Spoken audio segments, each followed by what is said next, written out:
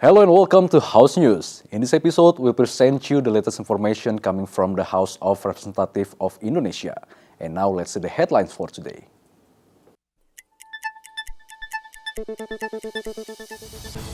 Deputy Chair of BKSAP, Ravindra Erlangga, represented Indonesia at the IPU General Assembly in Tashkent, Uzbekistan.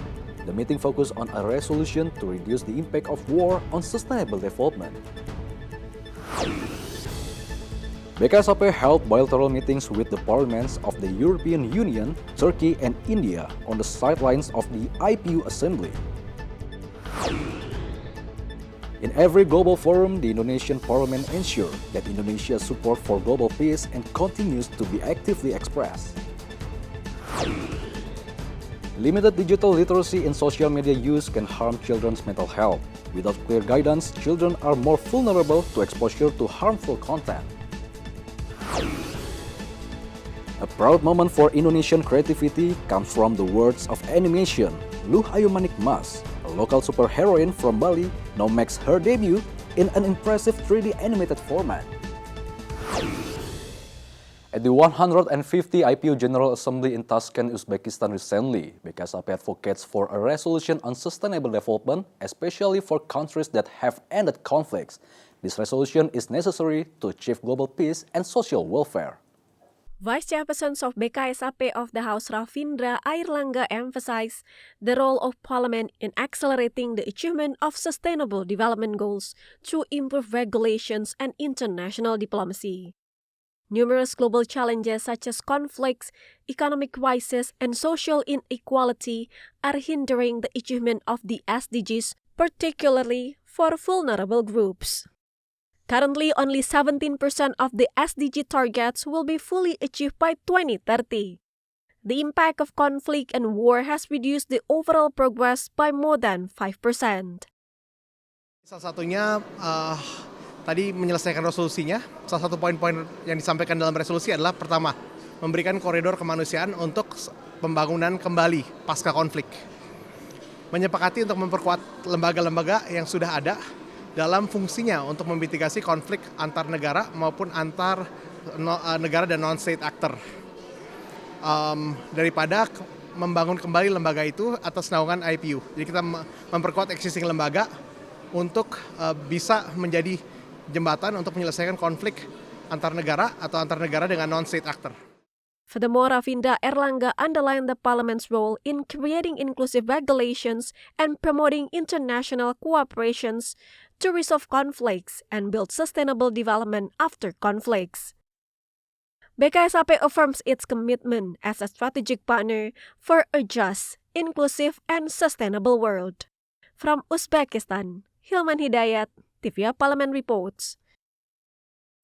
On the sidelines of the 150 IPU General Assembly, BKSAP held bilateral meetings with the parliaments of Turkey and India. The discussion aimed to strengthen relations in global peace, economic cooperation, and people's welfare.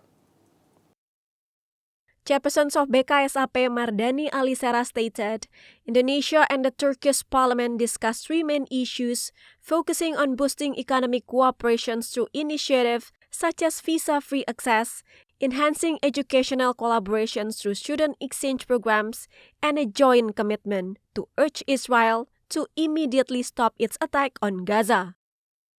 Turkey is one of the 12-plus countries known for its engagement and contributions to IPU discussions, meetings, and efforts to achieve the organization goals. Dengan adanya perjanjian perdagangan bebas Indonesia-Turki, maka semua proses akan sangat mudah. Sudah finalisasi, tapi kita tetap ingin sampaikan ke Parlemen Turki, kita dorong biar ini segera terwujud. Nah, terakhir yang ketiga kita bahas tentang emergency item untuk ceasefire, gencatan senjata segera di Palestina, sekaligus kita hukum Israel yang melanggar gencatan senjata. Meanwhile, in the bilateral meeting between Indonesia and India, Mardani emphasized the 75-year cooperation between Indonesia and India should be strengthened, especially in key areas such as the economy, education, and culture. By deepening this partnership, both countries can contribute more to global progress and promote a more advanced and inclusive global civilizations. Grup kerjasama bilateral, Friendship Group Indonesia dan India perlu segera dijalankan, diperkuat dengan spesifik item yang perlu kita angkat. Dan yang kedua, hubungan kesejarahan ini akan terus kita lanjutkan untuk sama-sama memberikan kontribusi yang terbaik bagi kemajuan peradaban dunia. From Tashkent, Hilman Hidayat, TVR Parliament reports. At the 150 IPU Assembly in Tashkent, BKSAP actively promote for global peace. The Indonesian delegation urged peace in conflict-affected countries like Myanmar, Russia, and Ukraine, and proposed a resolution for Palestinian independence. Member of BKSAP of the House Andi Ramli said strengthening parliamentary diplomacy in maintaining global order and security is a mandate of the constitutions. During the Global Parliament Forum, Indonesia proposed resolutions on Palestinian independence, which gained support from the majority of delegates, resulting in the adoptions of the two-state solutions. Dalam rangka solidaritas kita juga membantu teman-teman, khususnya resolusi dari teman dari Thailand, Malaysia, kemudian China, untuk membantu teman-teman kita di Myanmar. In addition, Vice Chairperson of BKSAP, Muhammad Hussein Fadullah, pointed out in bilateral meetings with various countries, the House continues to reaffirm Indonesia's positions as a nation that consistently advocates for peace in every global conflict, including support for Palestinian independence. He hopes Indonesia can be a negotiator to facilitate peaceful resolutions for conflicting nations. Tidak hanya konflik di Rusia dan juga Ukraina, tapi di seluruh dunia. Bahkan kita yang ada konflik, kita berharap kita bisa menjadi negosiator di antara kedua negara. Yang penting kita bisa membantu mereka dengan cara apapun, ya. Tapi kita tidak mau masuk ke dalam sisi politisnya. From Tashkent, Uzbekistan, Hilman Hidayat, TVR Parliament reports. After the break, we have more updates on illegal import products. Stay tuned to House News.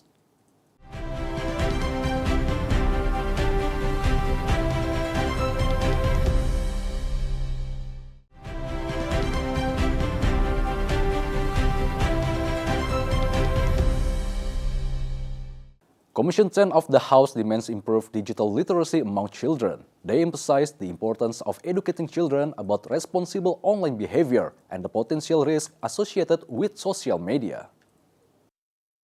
Member of Commission 10 of the House, Ledia Hanifa, explained lack of digital literacy among children when using social media is often neglected by parents, teachers, and the government. In fact, addressing this matter will ensure that children can engage with social media in a positive and healthy manner. Therefore, Ledia urged parents and teachers to participate in increasing children's digital literacy. As a result, children can differentiate between good and harmful content online. Pengaruh media sosial itu terhadap kesehatan mental anak. Itu yang penting sekali. Dan kita hampir tidak cermat dalam itu. Sehingga katakanlah orang tua, guru di sekolah, wali kelas, guru bimbingan konseling, itu harus sangat cermat. Ada pergeseran perkembangan kesehatan mental anak-anak kita. Yang kedua, bagaimana kita kemudian menjaganya. Menjaga anak-anak ini supaya dia punya kemampuan untuk melakukan filterisasi. Tidak mudah karena orang dewasa juga susah ya untuk memfilternya, tapi setidaknya mereka mendapatkan satu bekalan. Orang tua dapat bekalan, guru dapat bekalan, perkembangan teknologi di kita kan luar biasa.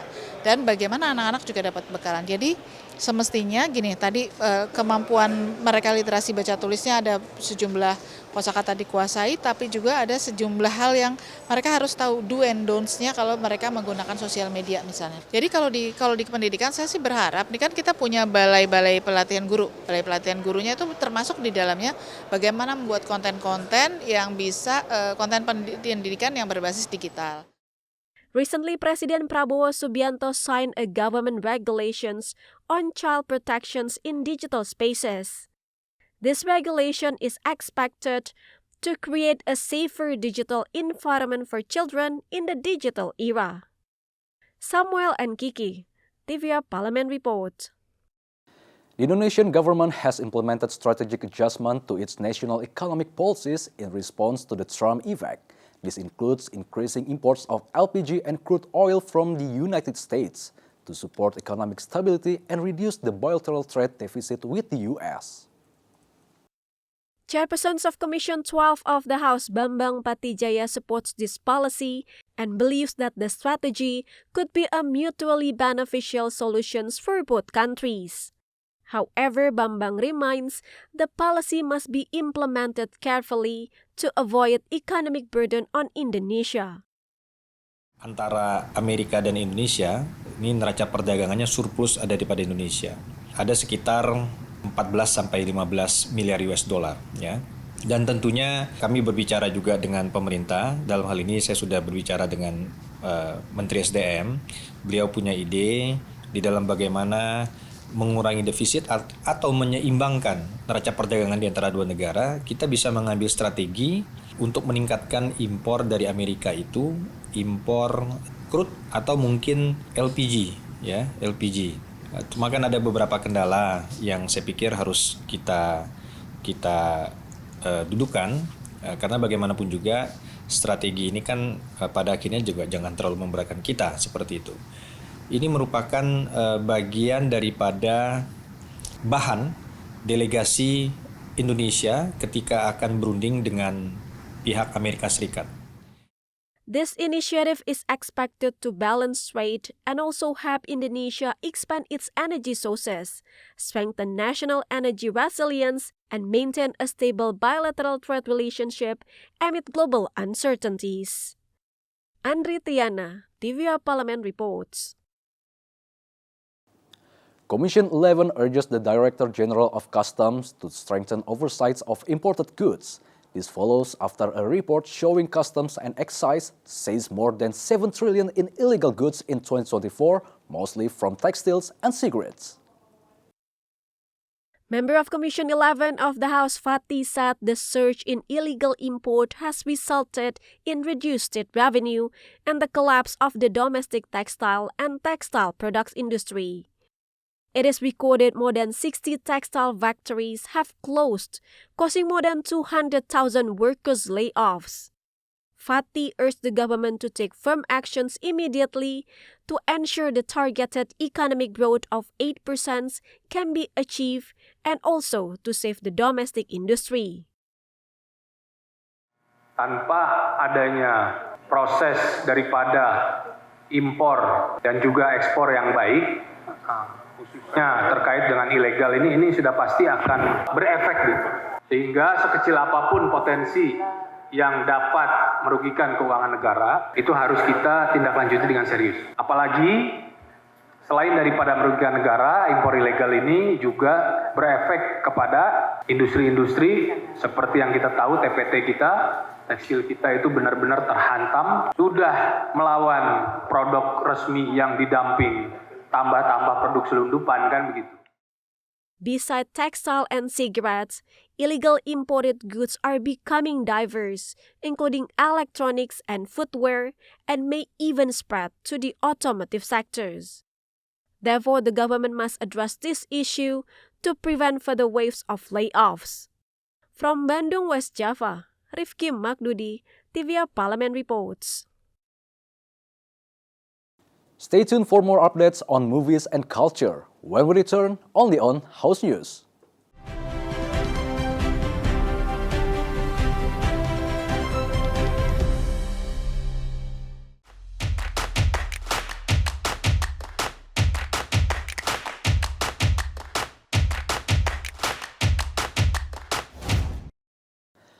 Luhayu Manik Mas is a teenage heroine created by local artists and animators. In previous editions, her story was told through print and digital comics. Now the series take a big leap with the first animated adaptation.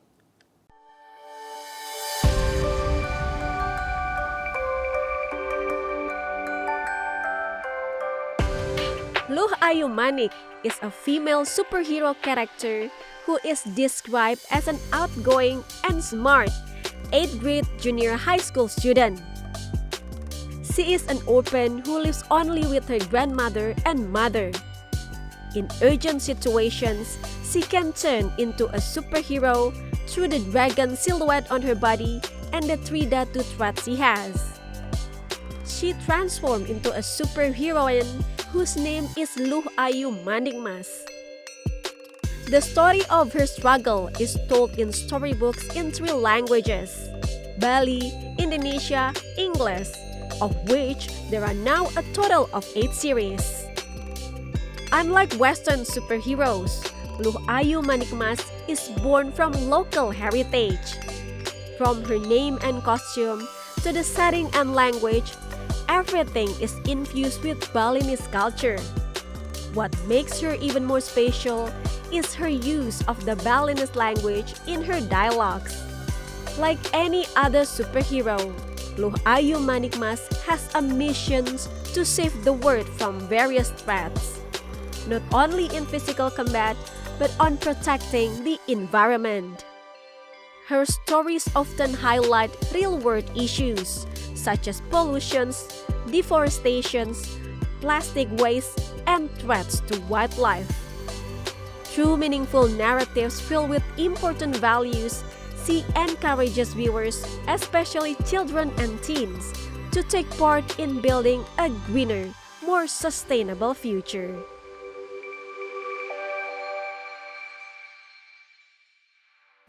Indonesian stamps from 1972 to 2018 were displayed at the ASEAN Suzhou people-to-people exchange philatelic exhibition at the museum in China. The exhibition featured stamp collection from Indonesia alongside ASEAN countries and China. The exhibition features 1,000 stamp collections at the museum, which used to be an old royal palace in China. The museum said China and ASEAN countries are connected by land and water, share strong cultural ties, and have friendly relations for a long time. Among the highlights were stamps featuring traditional Indonesian dances, including Kecak dance from Bali, Saman dance from Aceh, and the Mas dance from Java. The exhibition also shows stamps displaying Indonesia's rich biodiversity. Endemic species such as the Komodo dragon, the elegant moon orchid were beautifully illustrated, reminding viewers of the country's status as one of the world's most biologically diverse nations. Travel lovers can also see the tourist landmark in Indonesia: Borobudur Temple, Lake Toba, and the stunning island of Raja Ampat. More than just travel ads, these stamps preserve the stories and scenery of Indonesia's landscapes. Through these colorful stamp collections, visitors were taken on a journey across Indonesia without leaving the exhibition hall. These little pieces of paper connect people, preserve culture, and share the heart of a nation with the world in a timeless way.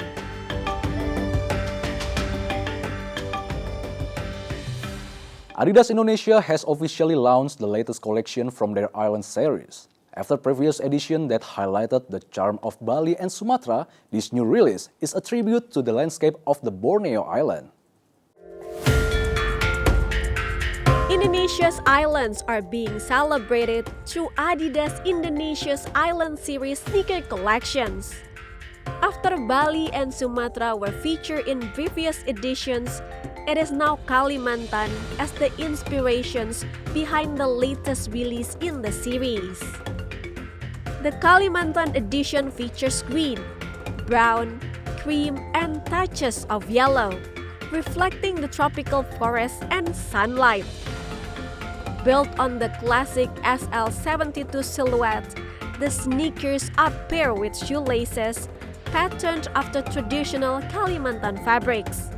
An embossed Adidas Original Kalimantan also adds a unique and authentic touch.